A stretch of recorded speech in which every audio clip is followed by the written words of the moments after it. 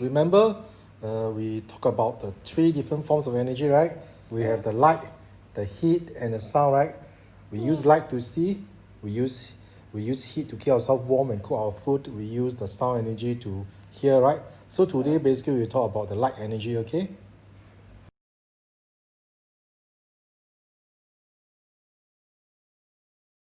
It's light. Do you know what it's light? Light is a form of energy, right? Just now we talked about it. We need light to see. Without light, we cannot see anything. And the sun. Yes, sun is actually the main source of light. Later I talk. Without light, we cannot see anything. You switch off the light at night, right? Can we see anything? We cannot see anything, right? No. So we really need light to see. But we need. So where can we find light? What are the sources of light? Objects that give off light. Sources means where do you find light? Objects that give off light are known as sources of light. For example, just now Abigail talked about the sun, right? The sun is actually a very, very important source of light. But not all objects give off light, you know. Like for this pillow, can you give off light? No. Like yourself, can you give off light? No. Those that do not give off light are not sources of light, okay?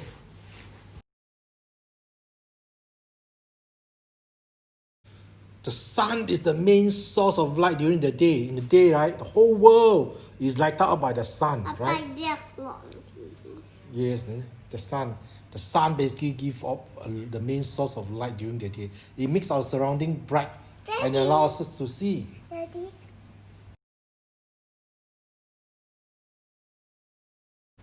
What about night? We need lights and lamps to help us see, right? Because without any light source, right, we cannot see. Because when the sun sets, the sun, we cannot see, the light. The sun will not give any light. Come up. Yes, the moon is actually not a light source, right? The moon will not give light. Shine everywhere. Yes. It's not so light like the sun. Yes, lights and lamps give off light and sources of light. Okay, they are sources of light at night. So how are we able to see the objects around us? Okay, first, if there are sources of light, we can see the sources of light because they give off light. Like the sun, sometimes we can see. Like the TV is a source of light as well, so we can see the TV. Can only see an object that do not give off light. When the light is reflected from the object and enters your eyes. Yes, like for example, this pillow here. This pillow is not a source of light, but we can see this pillow, right? Why? Because yes. Now Hannah, come back here. We look at the pillow now. We can see this pillow is because, right, light is refracted from the pillow. That means the light touches the pillow and bounce back, and then it goes into our eye. That's why we can see the pillow. Again, the light touches the pillow, it bounces back and goes into our eye. That is called reflected. Wow. Why are we able to see through some objects and not others? We can see through that cover over there, right? Cup A. Yes, but we cannot see through the pillow, right? Why? Why can we see through some material? Cup B and cup C. Yes. Look at this. Right, we can see through cup A, right? But we cannot see through cup B and cup C, right? Yes, then what will we do, Daddy? Yeah, so cup A allows light to pass through. But cup B and cup C have different, can allow different amount of lights to pass through. That's why. They change. You buy cups. How do we make cups? How do you make cups? It depends on what kind of cups. So different types of materials allow different amounts of light to pass through them. Okay?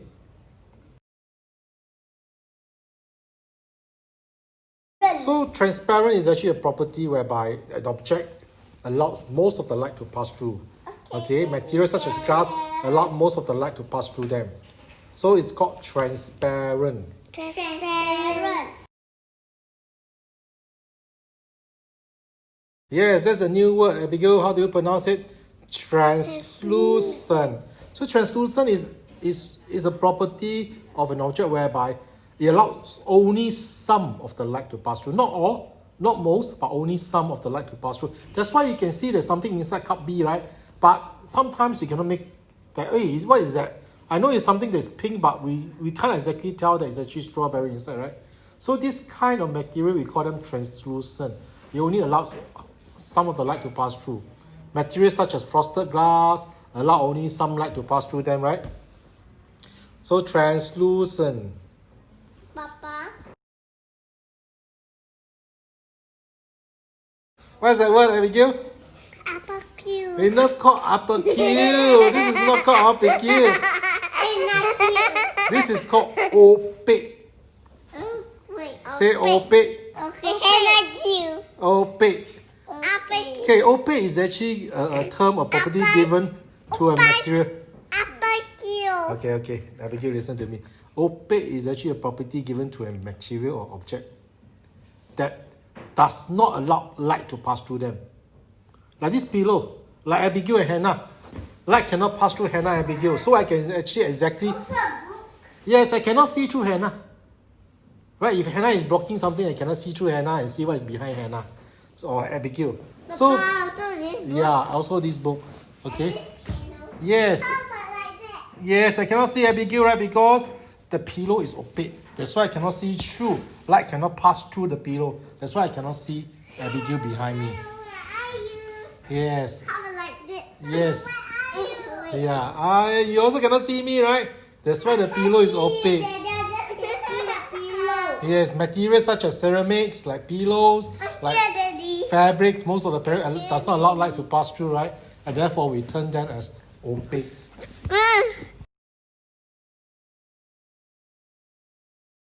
Okay, next we're going to do something about shadows. You know what are shadows? No. You know shadows follow us, right? Like follow us with light. Yes. So we need lights to form shadows, right? Correct. Yes, but if you switch off the light, can you see your shadow? No. No. But it's still in front of you, but you cannot see it. Yes, shadows are formed if there is a light, right? So, but how are shadows formed? First, you need light. You need light. So you need light to form shadows. See the shadow there? Yeah, see the shadows in the diagram. You need a torchlight to be a source of light, and therefore, when light is projected on any Like opaque this object, pen. yes, on this and on an opaque object like Hannah, then basically a shadow will be formed from the opaque object and the light, right? So light It travels. can be on the floor, on the sofa, or anywhere. Yes, it can be on any surface, right? But just need the some light. Yes, you need a light source definitely to form shadows. And what's so unique about the light source that forms shadow? Light must travel in a straight lines. You know you cannot see the light. You can see the light, but you don't know that the light actually travel in straight line. But light it bounces. Does it bounce to the floor and then No. and then I see my shadow? Yes, later I'll tell you how the shadow is formed. So a shadow is formed when light is partially or completely blocked by an object. So when light is partly, or completely blocked by an object, usually or most certainly you will form a shadow.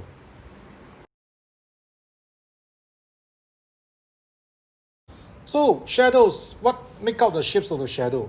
Usually the shadow of an object has the same shape as the object, right? Correct or not? If you stand there and you form a shadow yourself, definitely you can make out which part of the shadow is your head, which part of the shadow is your arm, which part of the shadow is your body, right?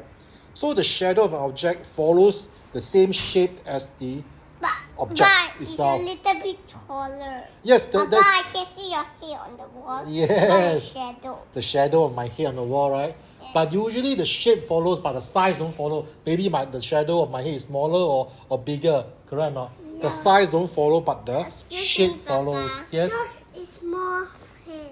Yeah, my shadow is smaller, is it? Why don't we see eyes and nose and mouth? You cannot, because a shadow only depicts the outer Why is silhouette. it only black? Yes, a shadow has been black because the light is blocked by the object itself. So because there's no light that casts onto the surface, right, that voice is totally black. So shadow is always black. Why? It's like that because there's no light that goes to the surface. That's why a shadow is formed. An object can form shadows of different shapes if the light source is shining at different part of the body. For example, if you stand this direction and the light is from this Papa, different look, angle. this taller, Yes. this is bigger. Yes, because it's the same can, you see. It's just that the light is shining through this one part of the can. This one is shining at the side of the can, and the other one is shining at the top of the can. It forms different shape depending on what is the shape that is blocking the light.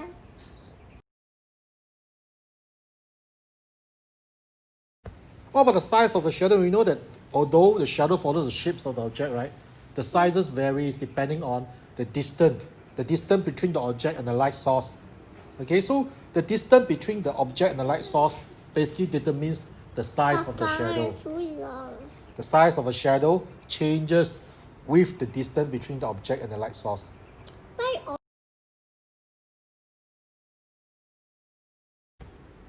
So the shadow of object becomes bigger if the light source is moved closer to the object. So if you move the torchlight closer to the tin can over there, can you see that the size of the shadow is getting bigger? From here to here is getting bigger, right? When the torchlight is moving closer to the can. But if you move the torchlight further away from the can, the light source further away from the object, you find that the shadow gets smaller. So the size of the shadow is determined by the distance between the light source and the object, right? If the distance is moved greater, the size of the shadow becomes smaller. When the distance between the light source and the object becomes smaller, or the light source is moving closer to the object, the shadow becomes bigger.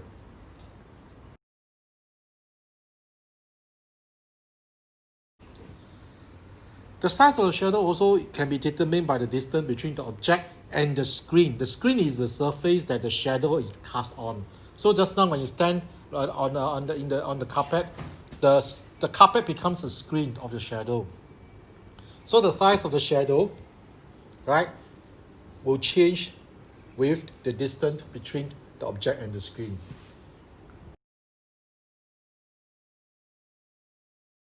You see, look at this, right?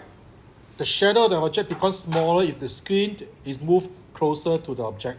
So if the screen is moved closer to the object, can you see between the first diagram and second diagram? As the screen is moving closer to the can, the shadow becomes smaller. But if you move... What is this? This is a hole that I printed out. But if the screen behind, the screen moves further away from the object, you find that the shadow becomes bigger, right? Bigger. So basically, right, you must remember the size of the size of the shadow, right, changes with the distance between the object and the screen as well.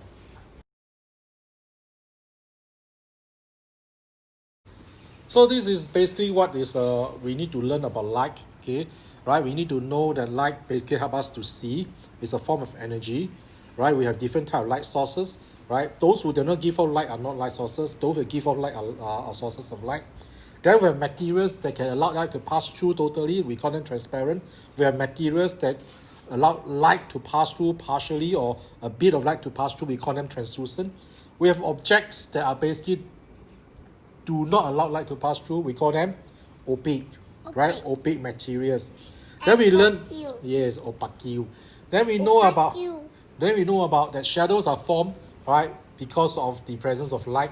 Okay, so when light is cast onto objects, right, if the light is blocked by the object, whether is it partially or completely, yes, it actually forms a shadow. And we learn about how the object determines the shape of the shadow and how the distance between the object and the light source, the distance between the object and the screen actually determine the size of the shadow.